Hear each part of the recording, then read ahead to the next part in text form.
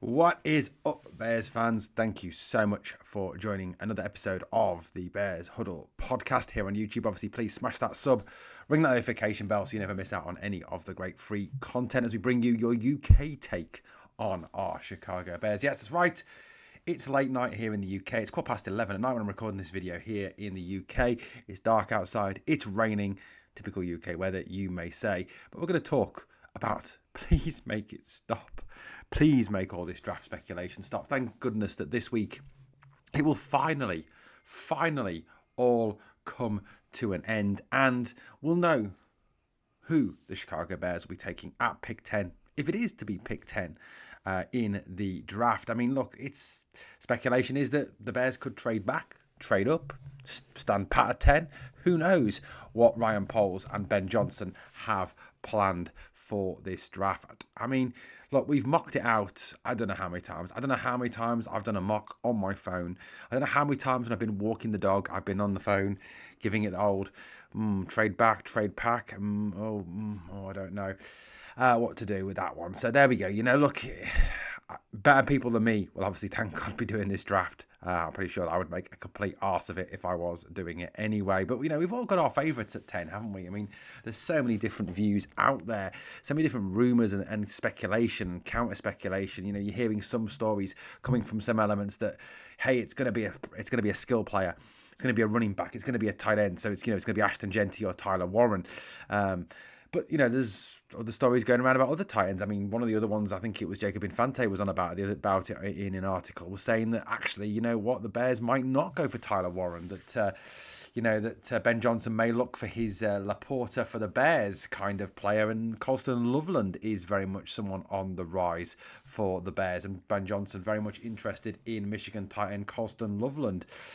Colston Loveland is certainly a very, very good tight end whose draft stock is on the rise. I mean, whether or not you take him at 10, I don't know. I mean, that could very much be a trade back kind of guy. I mean, I don't think he's a guy who you'd be looking to take at 10. I mean, that's certainly not, you know, what I'm hearing in terms of him. You know, he is very talented, don't get me wrong. He is a very good player, but at 10, I don't see that at all. I mean, I can see Tyler Warren at 10.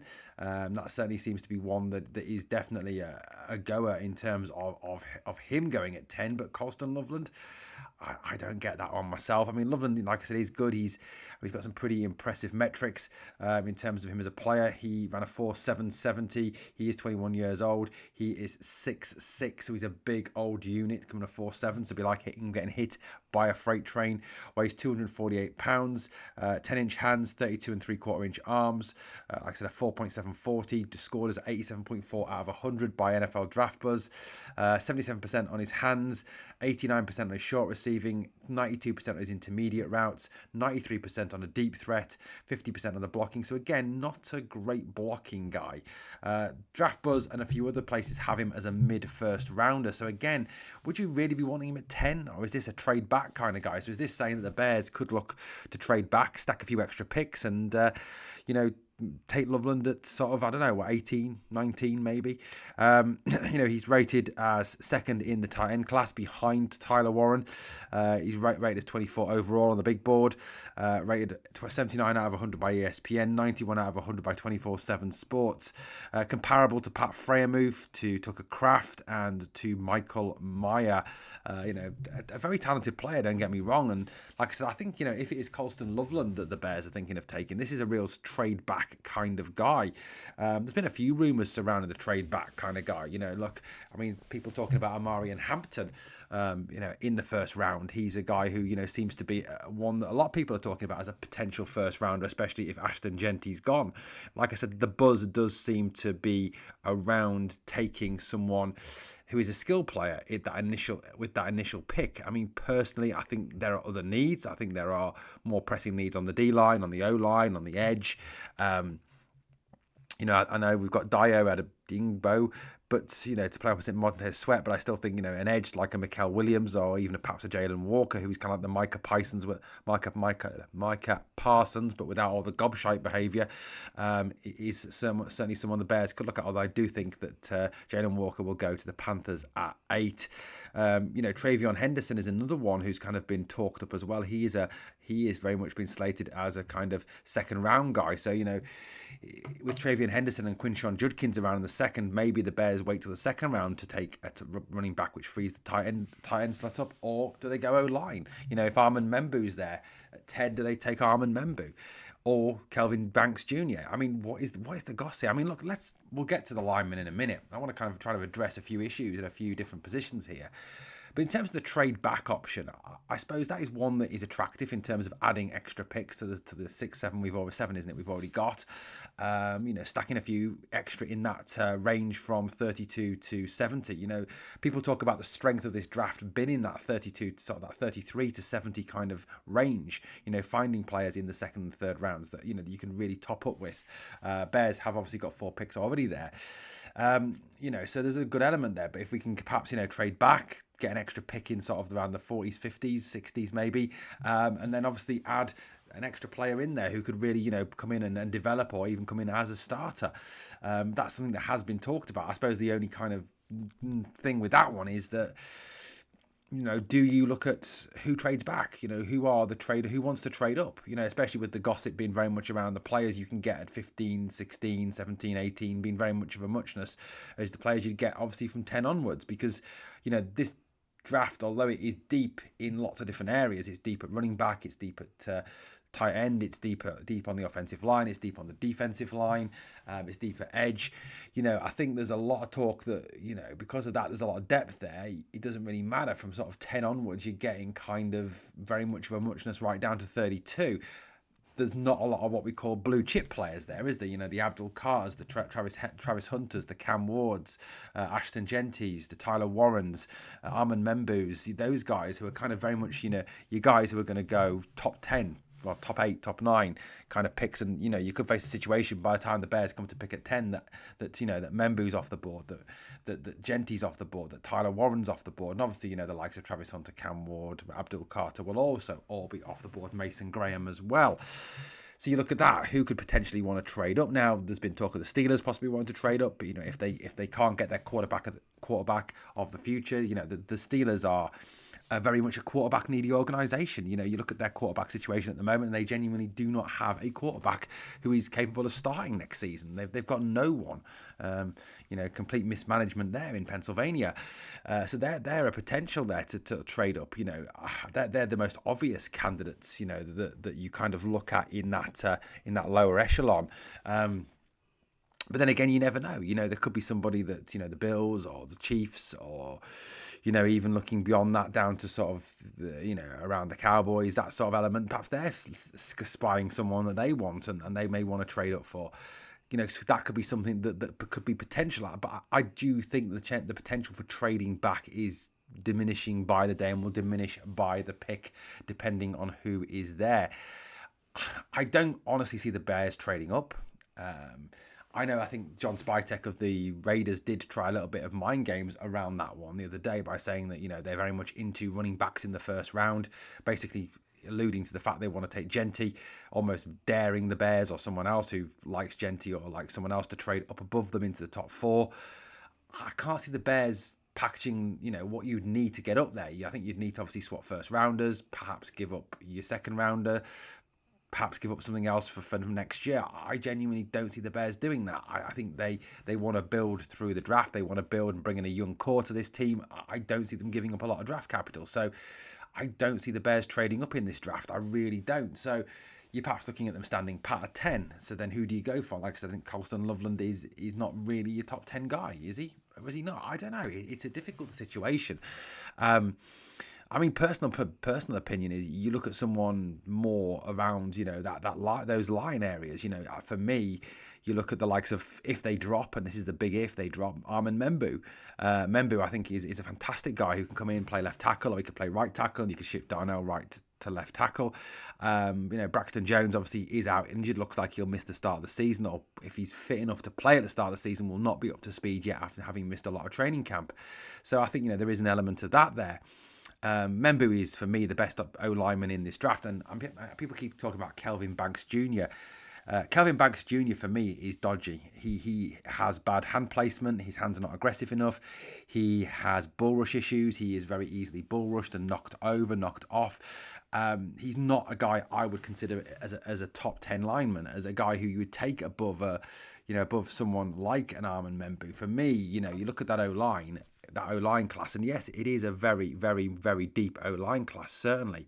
But Armin Membu, for me, is the premier O-lineman. He is the top guy on this line. I mean, Draft Buzz have got Calvin Banks. Like I said, personally, I don't rate Calvin Banks. I really don't. I honestly believe he'll be an absolute bust. Will Campbell from LSU is another one, obviously up there. If he's available, that could be somebody that the Bears look at. Membu, Josh Simmons. I mean, Josh Simmons, had he not got that injury, he would have been the outstanding O-lineman in this class. He really would have done. But, if the Bears decide that, we don't want an O-lineman with the first pick of the draft, the 10th pick, then we could almost look second round. Second round, you've got the likes of Josh Connolly.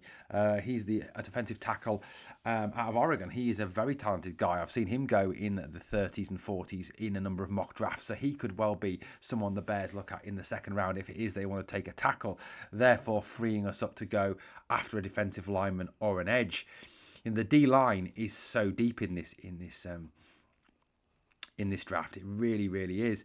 If you look at the class, I mean, obviously, you've got to take out the defensive ends from this, but Mason Graham obviously is the top pick. He'll probably go, I think, to Jacksonville at 5. You've then got Walter Nolan. You've got Kenneth Grant. You've got Mike Green, who can play edge as well. You've got Derek Harmon. You've got Tyleek Williams. Again, these are more like late first round guys. So again, is this a trade back option? Is this someone you look at trade backing at? And I mean, people talk about the edge rusher position. There's Montez Sweat. Obviously, there's Dio Adewing. I can't say the guy's name.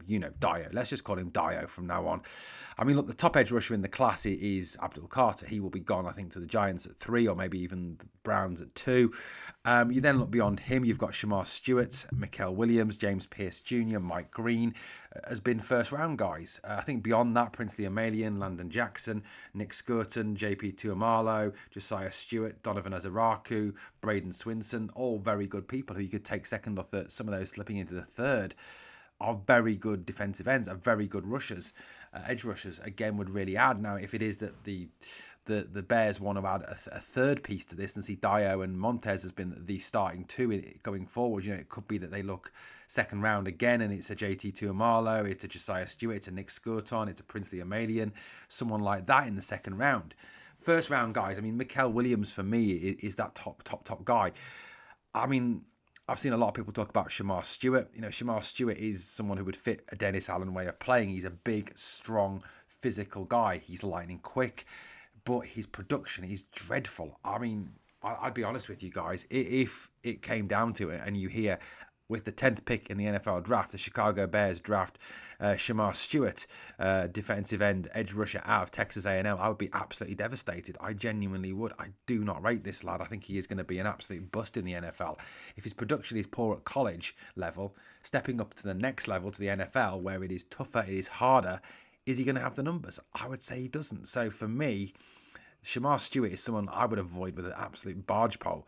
Mikael Williams is decent. James Pierce, I think, is someone who, I think, there's been a few issues said over his character, but this is a top guy. He's 6'5", 245 pounds. He ran an incredible 40 in the combine. He is absolute lightning fast.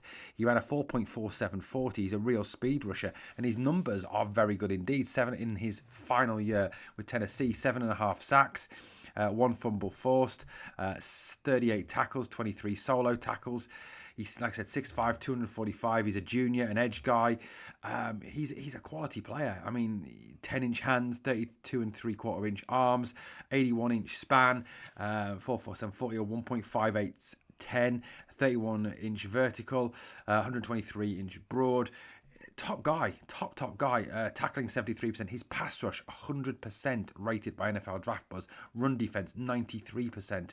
This is a first-round guy, a top first-round guy. Genuinely love the guy. I mean, if it was the Bears took someone like James Pierce at 10, I'd be delighted with that. I really would. The guy is quality, real quality. But, look, this is all speculation. And look, what do we know? What do we know? I mean, it could even be a linebacker, Jalen Walker, for example, Jihad Campbell. I think that's unlikely, obviously, with the money invested in TJ Edwards and obviously the existing money invested in Tremaine Edmonds. But, Jihad Campbell is a quality player, quality linebacker, fast, quick, strong, aggressive, and certainly someone I hope that the Packers, Lions, or Vikings don't go and draft. But, I certainly don't want to be seeing him twice a year. But, look, I mean, it's just speculation, isn't it? None of us know the facts. None of us know who the Bears will take at 10.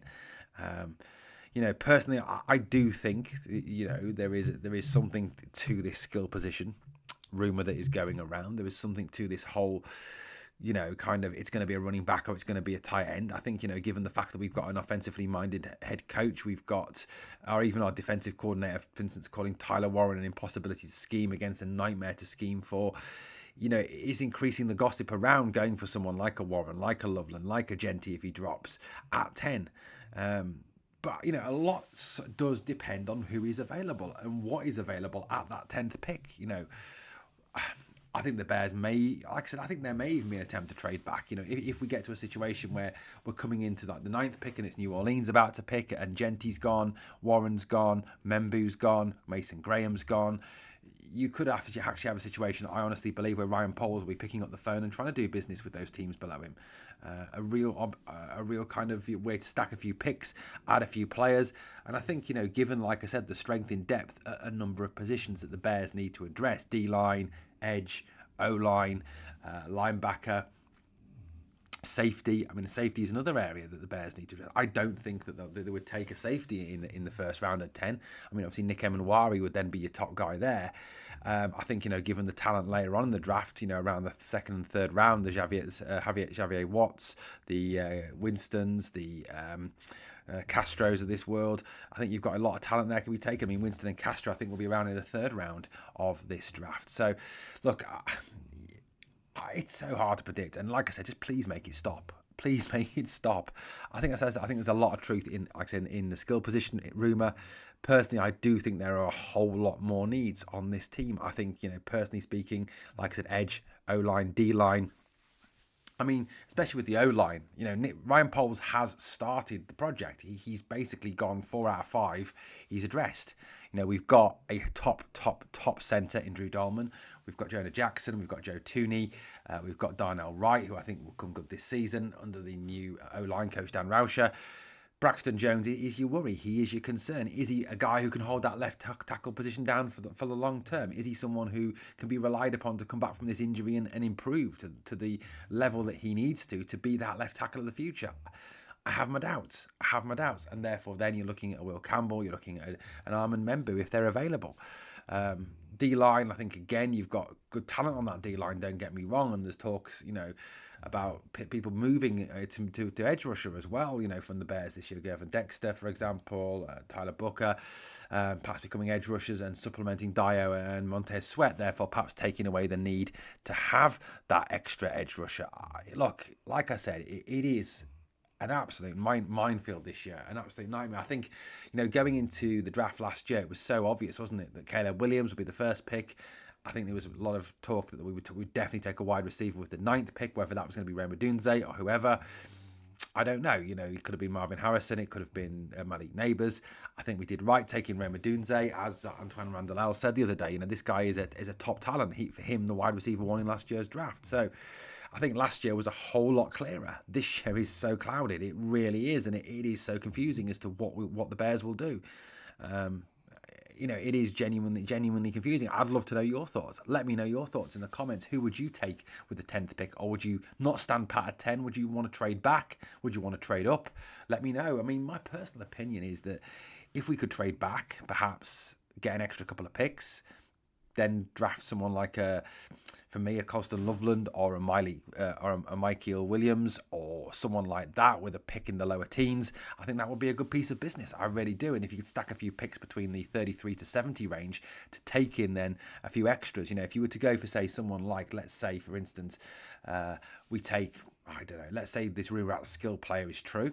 They take a Colston Loveland with that sort of 18th, 19th, 20th pick in the draft. They then go O-line, D-line, in that second round. They take a Josh Connolly, for example. They take a Kenneth Grant out of Michigan. You're getting, for me, they're plug and play starters. You're getting guys who can come in and start. Kenneth Grant, I think, can start from day one.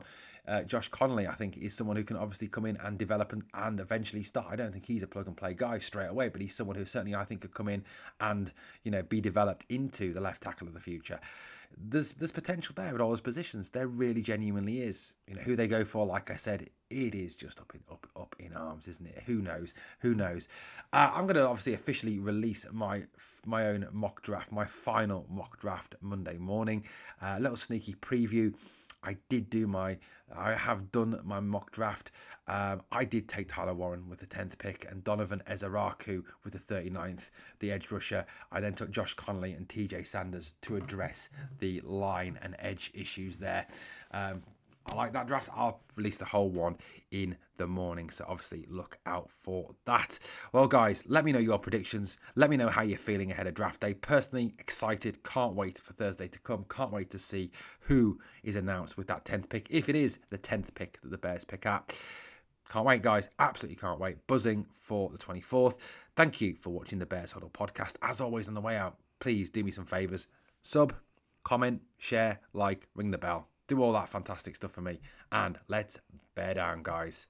Catch you later, Chicago.